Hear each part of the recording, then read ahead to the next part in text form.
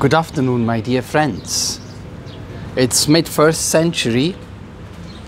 Peter is in prison, the church prays, and miraculously he gets released.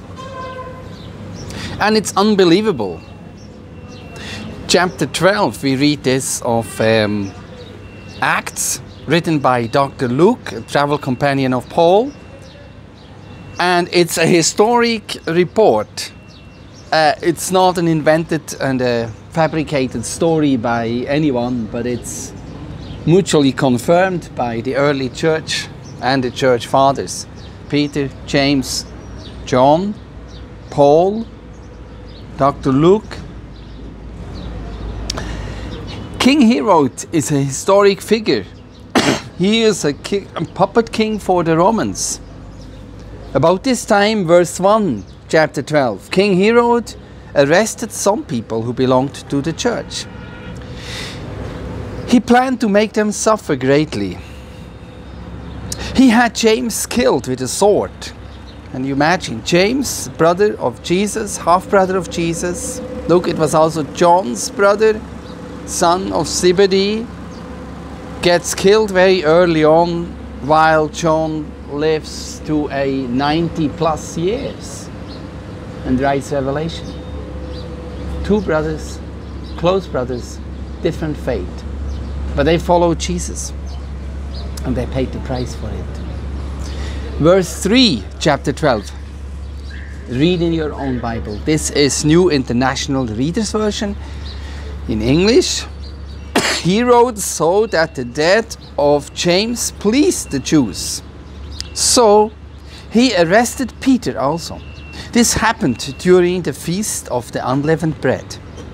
After Herod arrested Peter, he put him into prison. Peter was placed under guard. He was watched by 4 groups of 4 soldiers each. Herod planned to put Peter on public trial. It would take place over the Passover feast. So Peter was kept in prison. Verse 5. But the church, they were also kept. They were kept praying. They prayed hard to God for him. It was the night before Herod was going to bring him to trial. Peter was sleeping between 2 soldiers.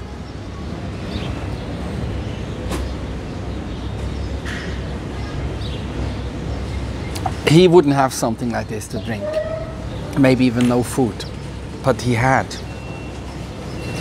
the joy of the Lord in his heart. The Holy Spirit gives you joy when you suffer for Christ. Suddenly, verse 7, there were guards at both ends, but suddenly an angel of the Lord appeared. A light shone in the prison cell. The angel struck Peter on his side. Peter woke up. Quick, the angel said. Get up. The chains fell off Peter's side. Peter woke up. Quick, the angel said. Get up. The chains fell off Peter's wrists.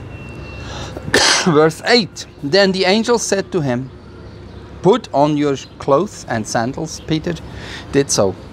Put on your coat, the angel told him. Follow me. Peter followed him. Out of the prison, can you imagine?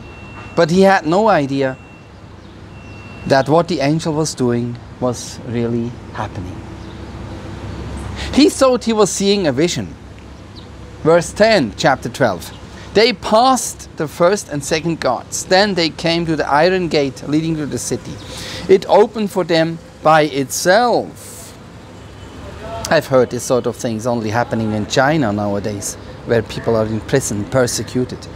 They walked the length of one street. Suddenly the angel left Peter. Then Peter realized what had happened.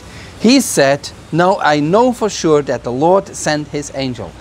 He set me free from Herod's power. He saved me from everything the Jewish people were hoping for. When Peter understood what had happened, He went to Mary's house. Mary was the mother of John Mark. Many people had gathered in her house, home. They were praying there. Peter knocked at the door, the outer entrance. A servant named Rhoda came and to answer the door. She recognized Peter's voice. She was so excited that she ran back without opening the door. "Peter is at the door," she exclaimed. "You're out of your mind," they said. But she kept telling them it was true. So they said it must be his angel. Peter kept on knocking. When they opened the door and they saw him, they were amazed. Peter motioned with his hands for them to be quiet. He explained how the Lord had brought him out of prison. Amazing story.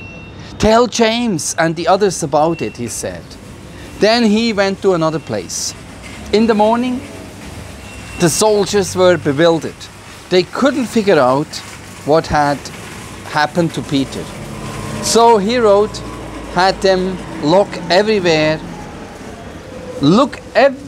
for Peter. But they didn't find him. Then Herod questioned the guards closely. He questioned them and he ordered that they be put to death. Herod put his own soldiers to death and Peter escaped. Look at this. Peter, again a free man, to preach the Injiil, the gospel of Jesus Christ. And this is a true story. You don't believe it? Look it up in your own Bible. Have a nice day.